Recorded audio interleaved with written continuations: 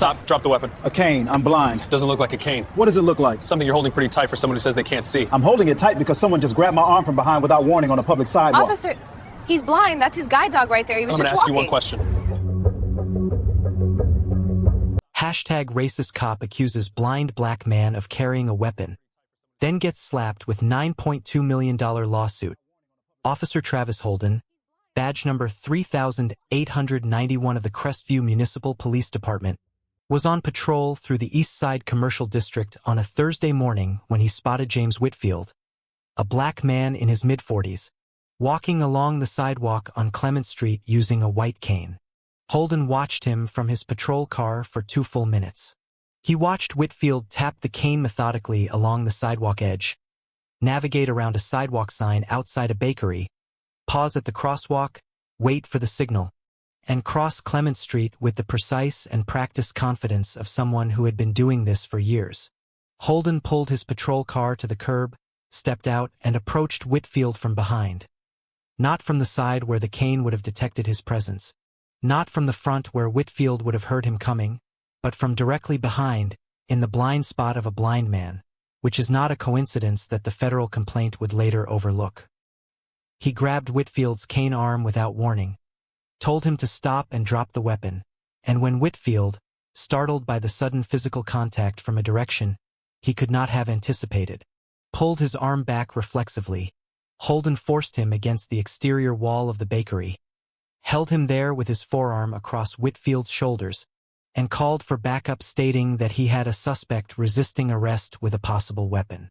3 witnesses on the sidewalk immediately told Holden that the man he was pinning against a wall was blind, that the white cane was a mobility aid, and that Whitfield had been doing nothing except walking. Holden told them to step back. Officer Renee Dalton arrived as backup 90 seconds later, looked at the scene. A blind man with a white cane pressed against a bakery wall by a uniformed officer while 3 witnesses protested, and told Holden quietly that she did not think this was what it appeared to be. Holden told her he had observed suspicious behavior, and that the object in the subject's hand required verification. Dalton looked at the white cane. She looked at Holden. She looked at the witnesses who were all saying the same thing. She took out her phone. What Holden didn't know was that James Whitfield was not only a blind man on his regular Thursday morning walk to his office 4 blocks away.